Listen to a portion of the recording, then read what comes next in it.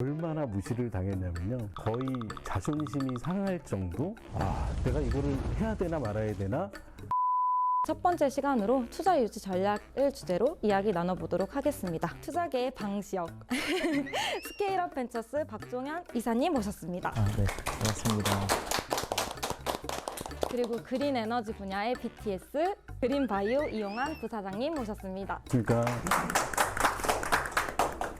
투자자의 입장에서 또는 투자를 받는 기업의 입장에서 솔직한 이야기 나눠주시면 감사하겠습니다. 저는 기업인의 가치가 더 중요하지 않을까라고 생각을 합니다. 이 투자 활동을 하다 보면 이제 다른 여러 투자 업계에 계신 분들과 많은 소통들을 하고 있는데 그분들도 이구동성으로 얘기하시는 것이 사람이 중요하다라는 말씀들을 많이 하시고 결국 그 회사를 끌어가는 것은 사람이다. 첫 번째는 내가 하는 업무 분야의 최고의 전문가가 되어야 된다는 게 첫 번째 목표고요. VC들이나 투자자들이 질문을 할 때 바로바로 제가 대응을 하지 않으면 그거에 대한 신뢰성에 대한 문제가 발생이 됩니다. 그래서 정상적으로 정확하게 피드백을 할 수 있도록 학습이나 교육을 통해서 그런 업무들을 진행을 해야 되고 답변을 드려야 된다고 생각하고 있고요. 두 번째는 VC들이나 투자자들이 얘기하는 공통된 점들이 한 90%가 있습니다. 그 내용을 첫 번째, 두 번째, 세 번째, 네 번째 들으면서 정리를 해서 그거에 대한 질문에 대한 대답을 준비를 해놓으면 쉽게 VC들이나 투자자들을 이해하기 편하게 할 수 있을 것 같습니다. 또한 중요한 것 중에 하나인데요. VC와 친밀감 있게 만들어라. 왜 그러냐면요. VC나 투자자들은 주위에 여러 투자자들을 같이 함께하고 있습니다. 한 분이 투자를 할 때 결정할 때 옆에 있는 투자자들을 대다수가 같이 들어오게 돼 있어요. 그렇다 보니까 내가 이 VC하고 정말 친하게 되면 준비된 과정에서 쉽게 투자를 유치를 할 수 있다고 생각을 합니다. 마지막으로 자신감 있게 발표를 해라. 자신감이 없으면 그거를 믿어주는 사람이 없다. 그 분야에서 전문가는 나다라는 생각을 갖고 자신감 있게 발표를 해주시면 진실이 VC나 투자자들한테 전달이 될 거라고 생각합니다. 고민하셔야 될 것들이 이제 고객이라고 생각을 합니다. 우리 회사가 어떤 서비스를 제공하는 플랫폼 기업이든 그런 서비스나 제품을 이용해줘야 되는 그 끝단에 있는 최종적인 소비자가 결국은 고객인 셈인데요. 왜 이 회사 설립하셨나요? 라고 질문을 드려보거든요. 근데 그 회사 설립의 목적이 결국 고객과 닿아있지 않은 기업들은 이런 부분들에서 많이 좀 실패하는 경우를 봤습니다. 회사 설립의 목적이 고객의 부분에 이제 닿아 있는가를 항상 고민을 하셔야 되고, 첫 번째 전략으로서는 이제 그 고객의 페인 포인트를 찾고 또 찾아라. 대표적인 사례가 이제 스타벅스의 사이렌 오더의 사례를 좀 말씀드리고 싶은데, 재밌는 것이 그런 고객의 불편사항을 해소해주는 부분도 있지만 기업의 입장에서는 고객의 오더를 받을 때 써야 되는 그런 시간적인 부분들을 세이브하고 그들이 커스터마이징한 그런 음료를 온전히 제조하는 데 집중함으로써 고객의 만족도가 더 올라가는 그런 경험들이 있었거든요. 두 번째는 이제 차별화 전략을 또 계속 고민을 하셔야 됩니다. 부산에 이제 파라다이스 호텔이라는 곳이 있어요. 부산역에 내렸을 때 부산역 안에서 내 짐을 맡기고 내 체크인 시간까지 그 남는 시간들을 그냥 편하게 관광을 하고 호텔에 가서 내 짐을 찾을 수 있는 그런 레일데스크 서비스를 제시를 했었습니다. 그래서 호텔의 그 인지도 1위 호텔이 되었던 그런 사례들이 있습니다. 세 번째 전략은 시대의 변화에 민감하라입니다. 바야흐로 전기차의 시대가 오고 있다고 볼 수 있는데 계속 우리는 내연차 시장, 내연기관차 시장에만 포커싱해서 우리의 기술을 개발한다라고 하면은 방향성이 이제 좀 잘못된 부분이다, 이렇게 말씀드릴 수 있을 것 같고요. 그 제품이 시장에 어떻게 나가는지를 보여줘야 되는 게 제일 컸습니다. 그러니까 소재, 기능성 소재를 개발하다 보니까 이 기능성 소재가 진짜로 친환경이냐 아니냐에 대한 결론적인 것부터 따졌어요. 근데 국내 시장이 그때 당시에 막 활성화되지가 않은 상태에서 저희는 이 시장을 들어왔기 때문에 개발하는데 되게 어려움이 있었고, 그렇다 보니까 반대적으로 저희는 해외 시장 공략을 먼저 시작을 했고요. 계약서 같은 서류들을 이미 만들었습니다. 그러면서 투자자들에게 우리는 해외에 이런 계약을 했고 미래의 매출을 이렇게 하겠다라고 실제적인 계약서로서 서류로서 보여주기 시작을 했죠. 시장의 관점은 그런 걸 많이 보는 것 같아요. 이게 진짜냐 가짜냐를 판단을 하는데 투자자 입장에서 진짜 가짜를 판단하기 사실 어렵습니다.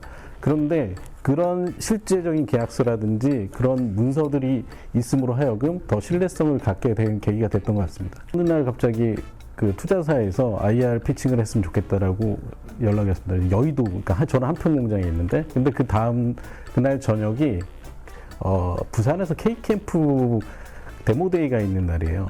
서울에 가서 IR 발표를 끝내고 그리고 다시 운전을 해서 한평 공장에 와서 저희 대표님을 태우고 부산에 있는 증권결제대탁원의 그 본점에 가서 데모데이를 끝내고 그리고 다시 한평으로 돌아온 적이 있습니다. 이거는 뭐 우스갯소리이기도 하지만 진짜 힘들었습니다. 네. 1200km 넘게 운전을 했고요. 발표는 여의도 가서 딱 10분 했습니다. 되게 웃긴 얘기죠. 10분 하고 답변을 1시간 반을 했습니다. 1시간 반을 하고 그리고 다시 운전해서 4시간을 거슬러 올라왔던 기억이 제일 기억에 남는 것 같습니다. 정말 그 대표님이 사업 등록증하고 계약서 딱 2장 들고 오셨어요. 아무것도 없는 상황에서. 그래서 지금 생각해보면 그때 우리가 이 투자를 왜 했지라고 이렇게 다시 좀 반추해 볼 것 같은데, 단순히 추상적인 의견이나 그냥 제안을 하시면 어떤 투자자도 그런 제안에는 전혀 설득당하지 않습니다. 그런 가설 수립이 명확하게 돼 있고 그 가설을 검증해 나가기 위한 그런 구체적인 수립 단계들이 명확하게 그 수치와 데이터로 설득력 있게 논리적으로 풀어지면 충분히 투자자들은 그런 그 투자 제안에 투자할 수 있거든요. 실제로 저희가 그렇게 했고, 2-3달에 한 번씩 메일이 계속 오는 거예요. 지난번에 이런 우리가 매출을 확보하겠다고 말씀드렸는데 이번에 어느 정도 일정 부분 어디랑 계약을 했고요. 다음 달에는 아마 어디랑 될 것 같습니다. 라는 사업 현황들에 대해서 짧고 간결하게 이제 멘트를 주셨는데 2달, 3달 계속 그 메일을 받아갈수록 처음에 제시하셨던 그런 여러 가지 그런 사업들을 잘 이루어 나가고 계신 거예요. 그래서 전국적으로는 저희가 14개월 만에 또 20억 투자를 했습니다. 그래서 여러분들도 포기하지 마시고 수많은 거절을 받더라도 계속해서 그 투자자들과의 그 그리고 연락 이런 것들을 끊지 마시고 좋은 관계를 유지해 나가시면 좋을 것 같습니다.